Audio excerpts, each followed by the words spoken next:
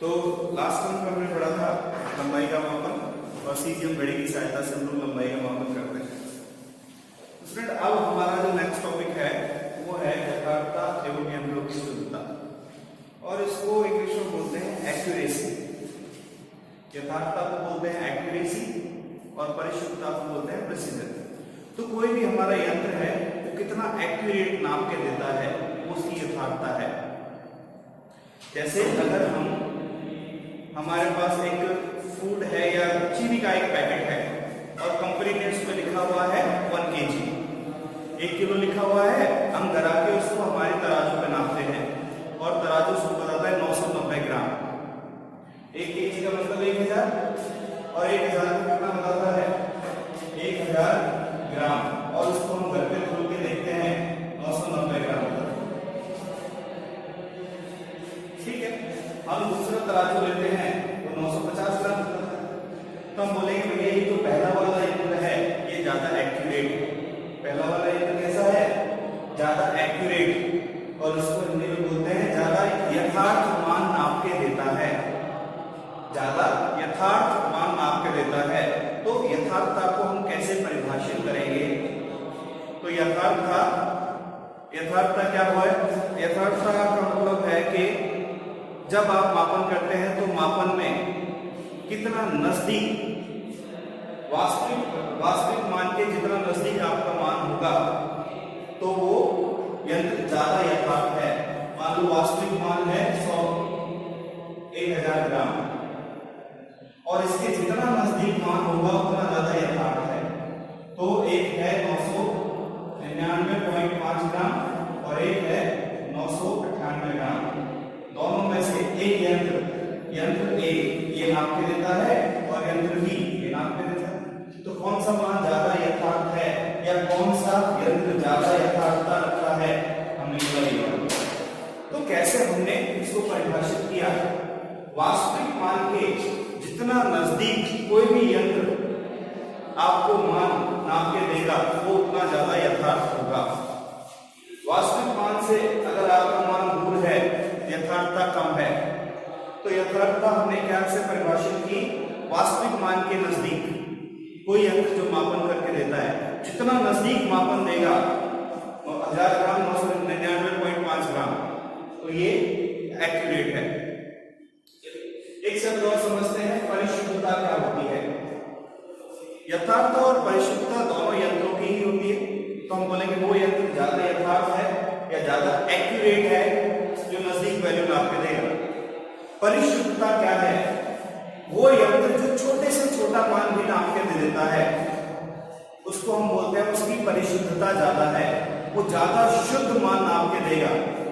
जैसे हम कोई लंबाई नापनी है और ये लंबाई नापने के लिए हमने अपना स्केल रखा और इस लंबाई को नाप लिया। ये 0 है, ये 1, इस तरह से हमने स्केल को रखा और लंबाई को नाप लिया। लेकिन ये लंबाई को हमने कितना नापा? ये लंबाई को हमने नापा, अब ये यहाँ है और एक लाइन यहाँ है, तो इस लंबाई को हमने नाप लिया। मान लो ये है 5, तो हमने नाप लिया 5.1 सेंटीमीटर। अब लेकिन ये तो 5.1 से थोड़ा आगे है और 5.2 से थोड़ा पहले है, तो इसका मान जरूर 5.1 और 5.2 के बीच में आएगा कहीं। लेकिन आप स्केल से या तो 5.1 नाप सकते हैं या 5.2 नाप सकते हैं, क्योंकि 1 और 2 की लाइन के बीच में कोई लाइन नहीं है। अब ये कितना नाप के देता है? दशमलव के बाद 1 पॉइंट तक नाप के देता है एक संख्या। अब हम कोई दूसरा उपकरण इस्तेमाल करते हैं, मान लो वर्नियर कैलिपर, वो दशमलव के उसका अंतत मान होता है 0.01 सेंटीमीटर, वो 2 अंकों तक नाप के देता है। तो हम क्या बोलेंगे? मीटर स्केल की परिशुद्धता कम होती है और वर्नियर कैलिपर की ज्यादा होती है, वो और छोटे से छोटा मान भी नाप के दे सकता है। तो कोई भी यंत्र जितना छोटे से छोटा मान नाप के देगा उसकी परिशुद्धता उतनी ज्यादा होगी। अभी भी हमारे थोड़ा क्लियर नहीं हुआ है कि यथार्थता और परिशुद्धता में अंतर क्या है। परिभाषा दोनों की क्लियर है। परिभाषा क्या है? कोई भी यंत्र जितना वास्तविक मान के नजदीक मान नाप के देगा वो ज्यादा यथार्थ है। परिशुद्धता क्या है? कोई भी यंत्र छोटे से छोटा मान नाप के देगा वो ज्यादा परिशुद्ध है। जैसे स्केल की परिशुद्धता कम होती है लेकिन वर्नियर कैलिपर की ज्यादा होती है, स्क्रू गेज की और ज्यादा होती है। अब हम एक उदाहरण से दोनों में अंतर को देखते हैं कि अंतर क्या है। अब जो घड़ी है उसमें बजे हैं मान लो 9:50 हुआ है, 9:50। अब हमारा एक मित्र है और मित्र है ए। हमने उससे पूछा भैया आप अपनी घड़ी पे टाइम देखिए और बताइए कितना टाइम हुआ है। तो उसने बताया 9:54। ये बताया, ठीक है, थोड़ा बहुत त्रुटि है पर ठीक है। हमने एक और दोस्त है हमारा, उससे समय पूछा कि भैया समय क्या है। उन्होंने बताया कि भैया 8:40 और 3.2 सेकेंड। 8:40 और 3.2 सेकेंड। हम खुश तो बहुत हुए, क्या कितना अच्छा टाइम बता रहा है, कितना अच्छा बता रहा है। मिनट भी बताई, मिनट के बाद सेकंड भी बताई, सेकंड में भी पॉइंट बताया। सेकंड से भी इसकी जो घड़ी है कितना नाप सकती है, सेकंड तो नापती है, उसके अलावा सेकंड में भी 1 सेकंड के बीच में भी एक सुई और चल रही है और सेकंड को भी पॉइंट में नाप सकती है, छोटे से। इसने बोला भैया हमारे चाचा विदेश से घड़ी लेके आए हैं और ये इतना नाप सकती है। तो इसकी क्या ज्यादा है, परिशुद्धता। छोटे से छोटा मान भी ये नाप सकती है, लेकिन क्या ये यथार्थ है? यथार्थ नहीं है, क्योंकि वास्तविक जो घड़ी है उसमें वास्तविक समय कितना हुआ है 9:50 और 9:50 और 8:40 के बीच में बहुत फर्क है। तो ये यथार्थ मान उसने नहीं बताया है, लेकिन परिशुद्ध बताया। परिशुद्ध क्या है? छोटे से छोटा मान भी नाप के देना। सेकंड भी नापती है, सेकंड में भी पॉइंट नापती है। आपने वो क्लॉक देखी है मोबाइल में तो होती है जिसको टाइमर बोलते हैं, और टाइमर में 1 सेकंड के बीच में भी फिर डिजिट चलती रहती है। तो वैसे ही 1 सेकंड के बाद भी उससे भी छोटा समय नाप सकती है। अब ये छोटा समय नहीं नाप सकती, लेकिन यथार्थ नाप सकती। ये घड़ी कैसी है? एक्यूरेट। जो हमारे फ्रेंड ए ने पहनी हुई है ये घड़ी एक्यूरेट है। एक्यूरेट क्यों? क्योंकि वास्तविक मान से थोड़ा सा डिफरेंस है, तो वास्तविक मान से जिसमें अंतर कम होगा वो यथार्थ। तो इन दोनों में से यथार्थ कौन सा है? ये वाली घड़ी यथार्थ समय बताती है, क्यों? वास्तविक मान के नजदीक है। लेकिन परिशुद्ध कौन है? परिशुद्ध में यथार्थ होता तो देखना नहीं, परिशुद्ध में वास्तविक मान को नहीं देखना। आपको ये देखना है जो हमारा यंत्र है वो कितने छोटे से छोटा नाप के दे सकता है। इन दोनों में से छोटा सा मान किससे नाप सकते हैं? 1 सेकंड इससे तो नाप नहीं सकते, क्योंकि इसमें तो या तो घंटे वाली सुई है या मिनट वाली सुई, इसमें सेकंड वाली सुई तो है ही नहीं। लेकिन इसमें घंटे में समय बताता है, मिनट में बताता है, सेकंड बताता है, सेकंड के बाद पॉइंट में बताता है। तो दोनों में से परिशुद्ध कौन है? ये। यथार्थ कौन है? ये। अब थोड़ा सा आपको ये समझ में आया होगा कि दोनों में अंतर क्या है। फिर से परिभाषा रिपीट करते हैं। यथार्थता क्या होती है? कोई भी यंत्र जो वास्तविक मान के नजदीक, जितना नजदीक मापन करके देगा उसकी यथार्थता उतनी ज्यादा होगी। परिशुद्धता क्या होती है? कोई भी यंत्र जो छोटे से छोटा मान नाप सकता है, जितना छोटा वो मान नापेगा उसकी परिशुद्धता उतना ज्यादा होगी। ठीक है, चाहे वो गलत नाप रहा है या सही नाप रहा है, लेकिन छोटे से छोटा मान नापेगा। तो अगर हमें बोला जाए भैया दोनों में से कौन सी घड़ी लेना पसंद करेंगे, ए वाली या बी वाली, तो हम कौन सी घड़ी लेना पसंद करेंगे? हम बोलेंगे विदेश वाली घड़ी ले लेंगे, ये वाली छोटे से छोटा मान नाप के देगी और इसको टाइम मिला लेंगे। टाइम मिला लेंगे तो क्या हो जाएगा? परिशुद्ध तो पहले ही छोटा मान आपके देती है और घड़ी से समय मिला लेंगे, इसको मैच कर लेंगे तो यथार्थ भी हो जाएगा। तो हम मापन के लिए कौन सा उपकरण लेना पसंद करते हैं, कौन सा यंत्र लेना पसंद करते हैं? जो परिशुद्ध भी हो और यथार्थ भी हो। तो हम ये वाली घड़ी लेंगे, परिशुद्ध तो पहले से ही है, इसका समय मिला लेंगे, ये यथार्थ भी हो जाएगी। तो इस तरह से हम परिशुद्धता और यथार्थता को समझते हैं। अब इसके बाद हम चलते हैं त्रुटि पे। तो हमारा अगला टॉपिक है मापन में त्रुटि। मापन में त्रुटि, इसको इंग्लिश में लिखेंगे तो एरर्स। त्रुटि को क्या बोलते हैं? एरर। एरर्स या एरर इन मेजरमेंट।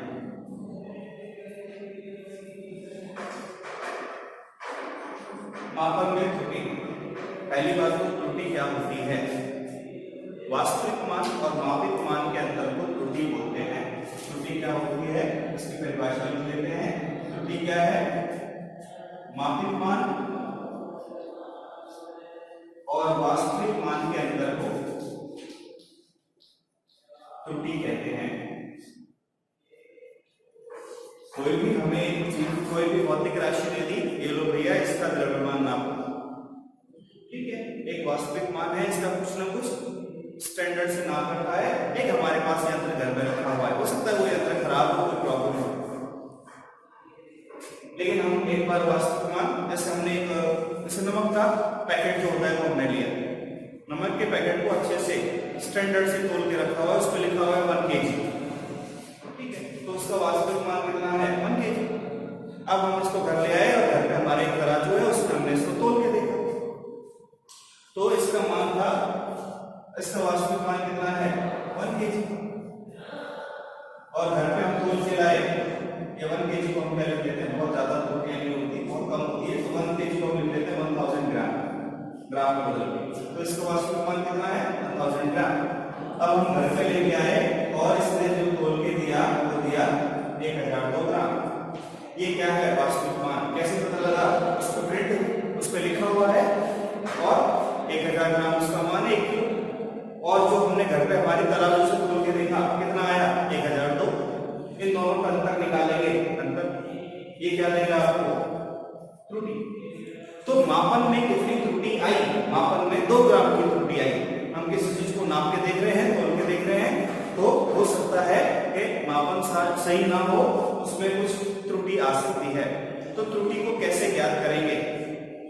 त्रुटि को हम ज्ञात करेंगे मापित मान और वास्तविक मान के अंतर से। आप ऐसा नहीं कर सकते, वास्तविक मान माइनस मापित मान नहीं कर सकते, दोनों का अंतर निकाल लो। अब मान लो 1000 ग्राम उसका मान है, 1000 ग्राम, और हम घर पे लाए और उसने तोल के दिया 995 ग्राम। हमारा दूसरा हमने काटा है, उस पर हमने रखा, और कितना तोल के देता है? 995 ग्राम।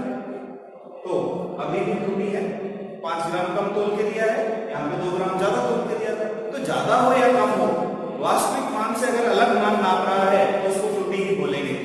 तो यहाँ पे त्रुटि कितनी आएगी? माइनस कर देंगे, कितनी आएगी? -5 ग्राम। एक चीज और पता लगती है यहाँ से कि त्रुटि धनात्मक भी हो सकती है और ऋणात्मक। त्रुटि धनात्मक भी हो सकती है और ऋणात्मक। अगर ज्यादा नापेगा तो भी बोलेंगे गलत नापा है, कम नापेगा तो भी बोलेंगे यंत्र ने गलत नापा है। तो ज्यादा नापेगा तो बोल सकते हैं त्रुटि कैसी है? धनात्मक, और कम नापेगा तो त्रुटि कैसी है? ऋणात्मक। तो किसी भी राशि के साथ मापित मान को लिखने का तरीका क्या है? तो हम ऐसा लिखते हैं, मापित मान कैसे लिख सकते हैं?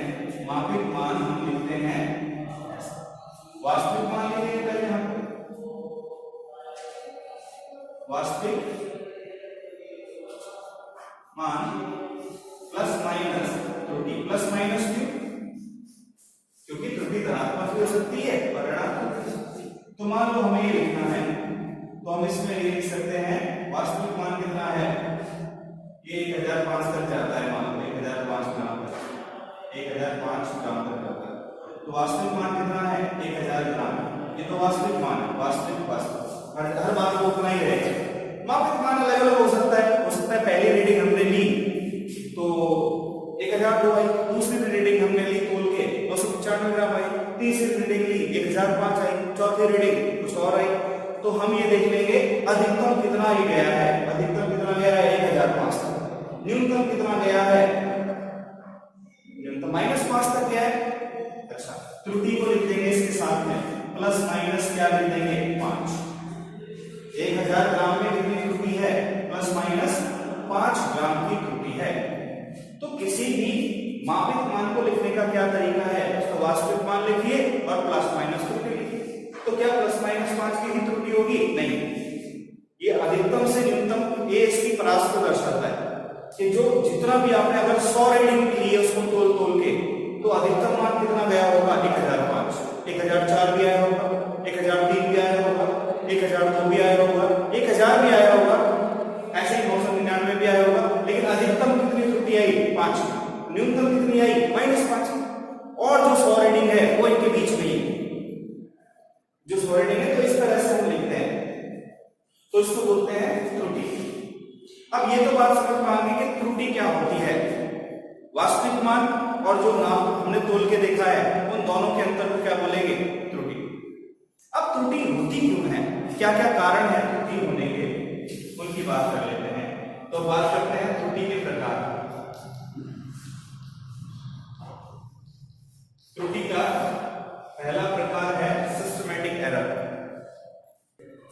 नंबर 1 है क्रमबद्ध त्रुटि। क्रमबद्ध त्रुटि है, इसको इंग्लिश में बोलते हैं सिस्टमैटिक एरर्स। सिस्टमैटिक क्रमबद्ध त्रुटि क्या होती है? तो क्रमबद्ध त्रुटि हम ये बोल सकते हैं सिस्टम की वजह से जो एरर आएगी, सिस्टम की वजह से जो एरर आएगी। क्या है सिस्टम? एक आदमी बोल रहा है तो उसमें दो चीजें हैं, एक तो व्यक्ति जो क्या देख रहा है, जो मापन कर रहा है, और एक यंत्र जिसके द्वारा मापन किया जा रहा है। तो क्रमबद्ध त्रुटि में क्या होता है?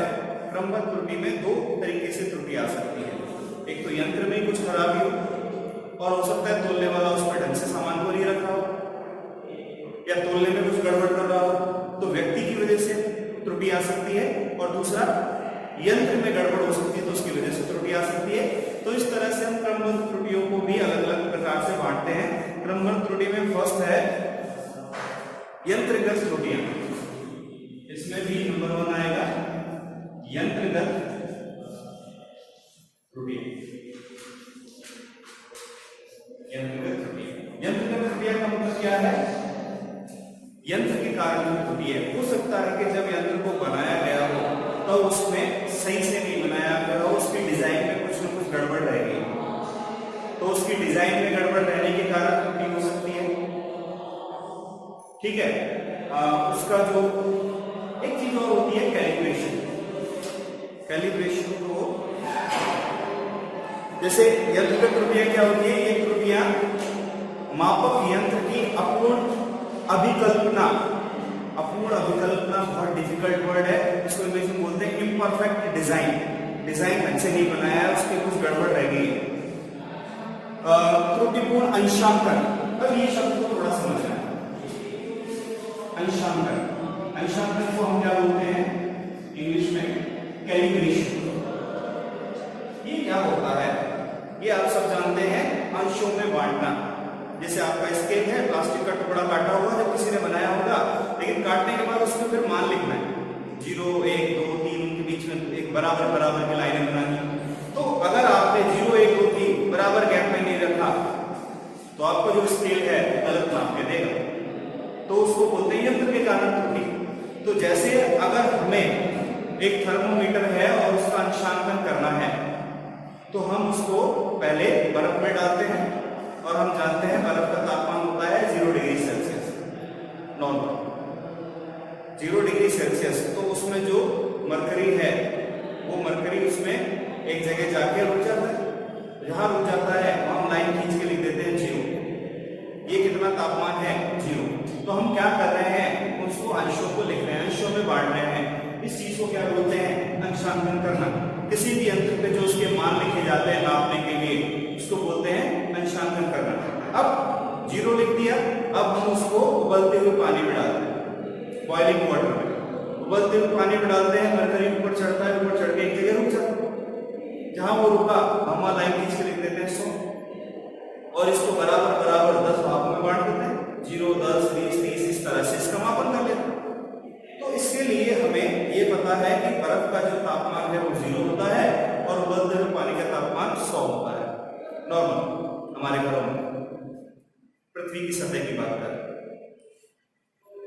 तो ये दो चीजें पता है, तो हम इसका अंशांकन कर देते हैं। लेकिन किसी ने अगर अंशांकन ही ढंग से नहीं किया तो उस यंत्र से सही मापन होगा या गलत मापन होगा? तो हम बोलते हैं गलत मापन होगा।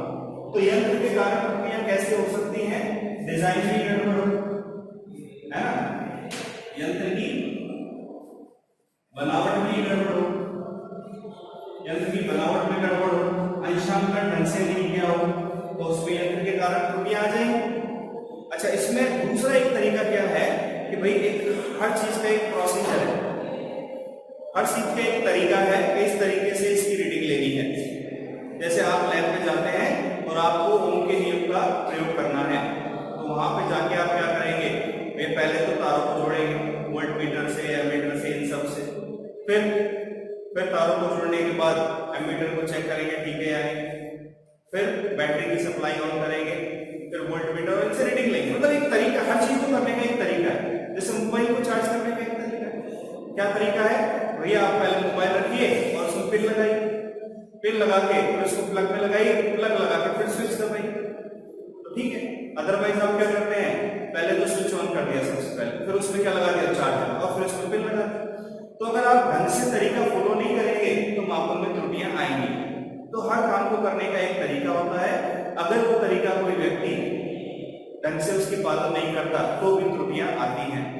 तो दूसरा जो है वो इसमें प्रायोगिक तकनीक या कार्यविधि में पूर्णता। नंबर 2 क्या है, प्रायोगिक, इसके बारे में हम बात कर रहे हैं। प्रायोगिक तकनीक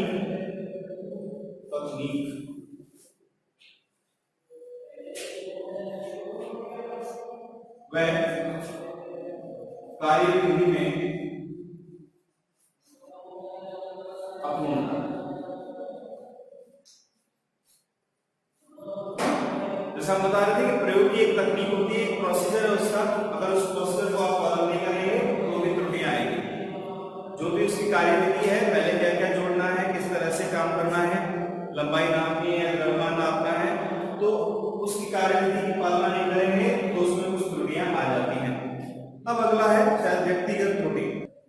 नंबर 3 है, ये सब किसमें है अभी, क्रमबद्ध त्रुटियों में। क्रमबद्ध त्रुटियां कहां होती है, सिस्टम में। सिस्टम में कौन है, यंत्र है, और सिस्टम में कौन है, व्यक्ति है। तो अगली त्रुटि क्या है, व्यक्तिगत त्रुटि। व्यक्तिगत त्रुटि क्या होती है, जो व्यक्ति है वो ढंग से नाप तोल नहीं कर रहा, यंत्र तो बिल्कुल सही है मान लो, लेकिन आप जो नापने का तरीका है, आपका नापने का तरीका सही नहीं है। आप सावधानी पूर्वक प्रेक्षण नहीं ले रहे हैं।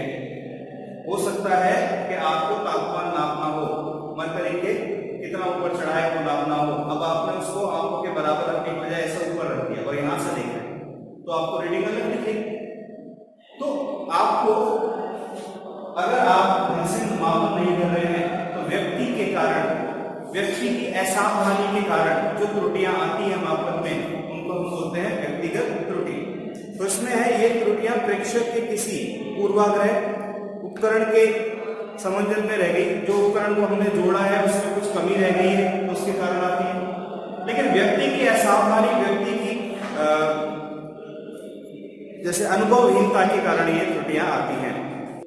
एक और त्रुटि है यादृच्छिक त्रुटि। अब देखिए ये जो त्रुटियां हमने पढ़ी हैं, ये नंबर 1 है और नंबर 2 कौन सी आएगी, अभी क्रमबद्ध त्रुटियों में कौन कौन सी है, 3 है। यंत्र के कारण, प्रयोग को अगर उसकी जो उसका एक तरीका है, उसका जो एक टेक्निक है उसको अगर पालन नहीं करेंगे तो, और व्यक्ति के कारण। इसी तरह से होता है नंबर 2 यादृच्छिक त्रुटि। यादृच्छिक त्रुटि होती है रैंडम एरर्स। देखिए आप कहीं पे परीक्षण ले रहे हैं, प्रयोगशाला में या किसी और जगह, और बार बार वहां पे तापमान का परिवर्तन हो रहा है, तो मान लिया कि बार बार तापमान में परिवर्तन होने के कारण आपका जो मान है, प्रेक्षण है, वो अलग अलग आ रहे हैं हर बार। प्रेक्षण कैसे आ रहे हैं, हर बार अलग अलग, हर बार अलग अलग आ रहे हैं। एक ही चीज को बार बार नाप रहे हैं, हर बार अलग अलग आती है। तो हमने ये बोला कि हो सकता है तापमान में या वातावरण की जो कंडीशन है उसमें परिवर्तन होने के कारण ये त्रुटियां आ रही हैं। इसी तरह से आप कोई विद्युत धारा का प्रयोग कर रहे हैं और वोल्टेज कभी कम होता है, कभी ज्यादा होता है, कभी कम होता है, कभी ज्यादा होता है। इस तरह से वोल्टेज में फ्लक्चुएशन आ रहे हैं, वोल्टेज में परिवर्तन हो रहा है तो त्रुटियां आ रही है। हो सकता है यांत्रिक कंपनों के द्वारा आ रही हो, हम यहाँ प्रयोग कर रहे हैं, बाहर से रॉड रोलर निकल रहा है, एक रॉड रोलर निकल रहा है, यहाँ भी कंपन पैदा हो जाता है, तो हमारा जो उपकरण रखा है वो भी थोड़ा सा कंपित करने लगेगा, उसके मान में भी हो सकता है थोड़ा सा परिवर्तन आ जाएगा। तो यांत्रिक कंपनों के कारण आता है। यांत्रिक कंपन आप सबने अनुभव किए हैं, ट्रेन जब प्लेटफॉर्म से निकलती है तो हमें जो जमीन है उसमें थोड़े से कंपन महसूस होते हैं, तो वो यांत्रिक कंपन है। अब 3 कारण हमने पढ़ लिए, तापमान में फ्लक्चुएशन, तापमान में बार बार परिवर्तन होगा, वोल्टेज में परिवर्तन होगा, ये यांत्रिक कंपनों के कारण है। प्रॉब्लम ये है कि ये जो त्रुटियां हैं इनके कारणों का हमें पता रहता है कि क्यों आई है, व्यक्ति के कारण आ गई है या बनावट में ही प्रॉब्लम है, तो हम इनको ठीक कर सकते हैं, हम इनको कम कर सकते हैं इन त्रुटियों को। लेकिन ये यादृच्छिक त्रुटि, अब कभी तापमान ज्यादा हो रहा है फिर कम हो रहा है, फिर ज्यादा हो रहा है फिर कम हो रहा है, तो इसका कोई फिक्स पैटर्न नहीं है कि कम होगा या ज्यादा होगा या 5 मिनट तक कम होगा फिर अगले 5 मिनट ज्यादा होगा, ऐसा कुछ है नहीं। तो ये जो यादृच्छिक त्रुटि है इनके कारण का पता नहीं लग पाता।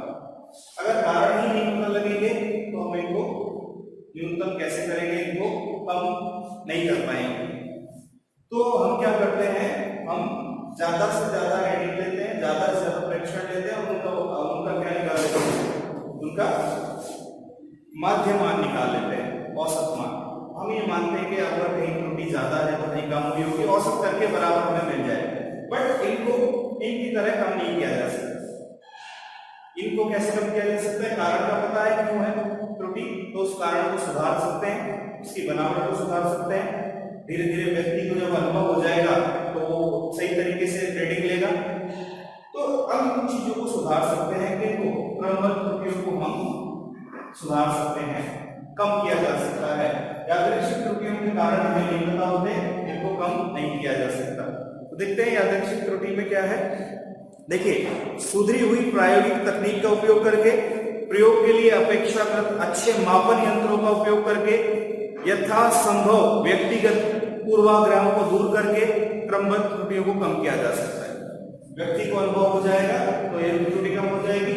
सही तरीके से हम लोग कनेक्शन को जोड़ेंगे, सही तरीके से हम लोग जो कार्य विधि है उसका पालन करेंगे तो ये वाले तरीके को, और अच्छे यंत्रों को, क्वालिटी वाले यंत्रों को प्रयोग करके हम लोग यंत्रगत त्रुटि को कम कर सकते हैं। तो इन त्रुटियों को कम किया जा सकता है। लेकिन यादृच्छिक त्रुटियों को कम करने में दिक्कत होती है, कम नहीं किया जा सकता, क्योंकि इनके कारण ही नहीं पता होते। अब कारण ही नहीं पता तो हम उसको सुधारेंगे कैसे? तो एक हम क्या करते हैं कि ज्यादा से ज्यादा रीडिंग लेते हैं और उनका औसत निकाल लेते हैं, इस तरह से हम इसको कम कर सकते हैं। अच्छा, एक त्रुटि और है, अल्पतमांक त्रुटि, नंबर 3, अल्पतमांक त्रुटि। अल्पतमांक त्रुटि क्या होती है? इससे पहले हमें ये पता होना चाहिए कि अल्पतमांक क्या होता है, और अल्पतमांक हम ऑलरेडी पढ़ चुके हैं। अल्पतमांक क्या होता है? वह न्यूनतम मान जो किसी उपकरण की सहायता से मापा जा सकता है, उसे बोलते हैं अल्पतमांक। तो हमारा जो स्केल है उसका अल्पतमांक होता है 0.1 सेंटीमीटर, क्योंकि सबसे छोटा मान जो उससे नाप सकते हैं वो है 0.1 सेंटीमीटर। इसी तरह वर्नियर कैलिपर का अल्पतमांक उससे भी कम होता है 0.01 सेंटीमीटर। तो अल्पतमांक ये है। अब मान लो आपको कोई लंबाई नापनी है और आपको स्केल दे दिया, अब उसका अल्पतमांक उसका क्या है, पॉइंट दशमलव के बाद 1 अंक तक वो मापन कर सकता है। लेकिन जो लंबाई है वो इस तरह से है, और ये स्केल हमारा यहां पे एक लाइन है और फिर ये लाइन यहां पे। अब ये लाइन इन दोनों लाइनों के बीच में आती है, तो हम इससे नहीं नाप सकते, या कह सकते हैं कि लंबाई है तो ये लंबाई कितनी है, 5.245 सेंटीमीटर। इस लंबाई को हमने बोला एक तार की लंबाई है, ये वास्तविक मान है, और हमने स्केल से इसको नापा। अब स्केल कितना नाप सकता है, दशमलव के अंक तक, तो फिर स्केल कितना नाप के देगा, 5.2, लेकिन वास्तविक मान कितना है, 5.245। स्केल के यंत्र में कोई गड़बड़ नहीं, कोई तापमान में परिवर्तन नहीं हो रहे, कोई कंपन नहीं हो रहे हैं, किसी भी तरह की कोई प्रॉब्लम नहीं है, हम सही तरीका इस्तेमाल कर रहे हैं। लेकिन प्रॉब्लम क्या है, कि प्रॉब्लम ये है कि हमारा जो यंत्र है जिससे हम मापन कर रहे हैं उसका अल्पतमांक ही कम है। तो अल्पतमांक अगर 1 अंक तक ही है तो हम उसे 1 अंक तक ही नाप सकते हैं, प्रॉब्लम कुछ नहीं है, यंत्र में भी कोई गड़बड़ नहीं है। लेकिन प्रॉब्लम क्या है, उस यंत्र से हम दशमलव के बाद एक अंक तक ही मापन कर सकते हैं, आगे कर ही नहीं सकते। नहीं कर सकते तो वो सही नाम के देगा या गलत नाम के देगा। तो इसमें और इसमें कितनी त्रुटि है, माइनस कर दो। त्रुटि क्या होती है, वास्तविक मान और मापित मान का अंतर, तो माइनस कर दो, कितनी त्रुटि आएगी 0.045। इतनी त्रुटि तो है, वास्तविक मान और मापित मान में कितनी त्रुटि है, ये त्रुटि है। तो ये त्रुटि आती है, इनमें से कोई कारण नहीं है। कारण क्या है, जो हमारा उपकरण है वो मापन के लिए सही नहीं है। उससे हमारा उपकरण ऐसा होना चाहिए जो 0.3 अंकों तक मापन करे, लेकिन प्रॉब्लम ये है कि हमारा उपकरण ही ऐसा है, हमारा यंत्र ऐसा है जो दशमलव के बाद एक अंक तक का मापन करता है। तो हमारे जो मापित करने के बाद जो मान मिलता है उपकरण ने सही नापा है, पर उसकी लिमिट ही इतनी, उससे ज्यादा वो नाप ही नहीं सकता। तो उपकरण का अगर अल्पतमांक कम है तो वो सही मापन नहीं करता, फिर मापन में कुछ त्रुटियां आ जाती हैं। तो देखिए ये तो हमने त्रुटियां पढ़ी। त्रुटियां क्या होती है, वास्तविक मान मापित मान के अंतर को त्रुटि कहते हैं, और हमने कुछ उदाहरण से समझा भी कि कैसे हम त्रुटि निकालते हैं। त्रुटि धनात्मक हो सकती है, ऋणात्मक हो सकती है। त्रुटियां कितने प्रकार की होती है, नॉर्मली बेसिकली 3 प्रकार की। कौन सी, क्रमबद्ध, यादृच्छिक और अल्पतमांक। क्रमबद्ध त्रुटि में भी फिर 3 प्रकार है। क्रमबद्ध त्रुटि क्या होती है, इसको इंग्लिश में बोलते हैं सिस्टमैटिक एरर। सिस्टम की वजह से जो त्रुटियां होती हैं, सिस्टम में कौन है, यंत्र है और व्यक्ति है। मापन जो हो रहा है उस सिस्टम में, तो यंत्र की बनावट, यंत्र के अनुशासन के कारण जो त्रुटियां आएंगी वो यंत्रगत त्रुटियां हैं। क्रमबद्ध त्रुटियों के 3 प्रकार से बात कर रहे हैं। ऐसे ही अगर हम सही प्रयोगिक तकनीक का इस्तेमाल नहीं करेंगे, उसकी जो कार्यविधि है प्रयोग की, अगर उसका सही से पालन नहीं करेंगे तो त्रुटियां उत्पन्न होंगी। इसी तरह से अगर व्यक्ति अनुभवहीन है, व्यक्ति असावधानी पूर्वक परीक्षण लेता है, तो जो त्रुटियां उत्पन्न होती हैं उन्हें बोलते हैं व्यक्तिगत त्रुटि। ये तो हो गई क्रमबद्ध त्रुटियों के प्रकार। अब इस तरह से नंबर 2 है यादृच्छिक त्रुटि। यादृच्छिक त्रुटि मतलब अनप्रेडिक्टेबल होती है, उनका कोई ये नहीं कि अभी त्रुटि धनात्मक है तो धनात्मक ही आती रहेगी 3 बार, नहीं, धनात्मक है तो ऋणात्मक चिन्ह भी ऐसी से परिवर्तित होता रहता है यादृच्छिक रूप से, और मान भी यादृच्छिक रूप से परिवर्तित होता रहता है। इन त्रुटियों के कारण तो हमें पता नहीं रहता। बेसिकली 3 तरीके से याद रखिए, तापमान में अगर परिवर्तन हो रहा है तो आ जाती है, वोल्टेज में अगर परिवर्तन हो रहा है तो आ जाती है, और कहीं पे यांत्रिक कंपन हो रहे हैं तो भी त्रुटियां आ जाती है। अब कितनी त्रुटि आई है, क्यों आई है, किस कारण से ये नहीं पता लगता, तो इनको हम कम नहीं कर सकते। इनको कम करने का एक तरीका है कि औसत ले लो। एक्चुअली कम करने का तरीका नहीं है, वो फिर काम चलाने वाला तरीका है। कम तो तब किया जाएगा जब पता रहे हुआ क्यों है, तो उसमें फिर हम प्रोबेबिलिटी ढूंढ लेते हैं ट्राई का, कि चलो एक बार धनात्मक आया, एक बार ऋणात्मक आया, 100 हमने रीडिंग ले ली, उन सबको जोड़ के औसत लेंगे तो लगभग सही मान आ जाएगा, त्रुटि कम हो जाएगी। तो यादृच्छिक त्रुटियां को कम करने का तरीका है कि आप औसत ले लो, ज्यादा से ज्यादा पहले परीक्षण लो और उन सबका औसत ले लो। फिर अल्पतमांक के कारण त्रुटि आती है, किसी अगर यंत्र का अल्पतमांक ही कम है और हम उससे मापन कर रहे हैं तो वो सही मापन करके नहीं देगा, तो ये त्रुटियां होती हैं। ठीक है, तो ये तो हो गए त्रुटियों के प्रकार, थ्योरी के रूप में हो गया कि त्रुटियां क्या होती हैं, कैसे आती हैं, क्या कारण है। अभी गणितीय रूप में हम त्रुटियों को पढ़ना बाकी है। गणितीय रूप में मतलब ये तो बात होगी, चलो ये अब त्रुटि, अगर आपको कोई मान दिए हुए हैं तो उनमें से त्रुटि कैसे निकालेंगे आप, है ना। जैसे आपको बोला कि आप परीक्षण ले रहे हैं, आपने 10 रीडिंग ले ली, अब वो 10 रीडिंग ले ली तो उनमें हर रीडिंग में कितनी कितनी त्रुटि है, उसका मापन हम लोग नेक्स्ट क्लास में करेंगे। So thank you very much.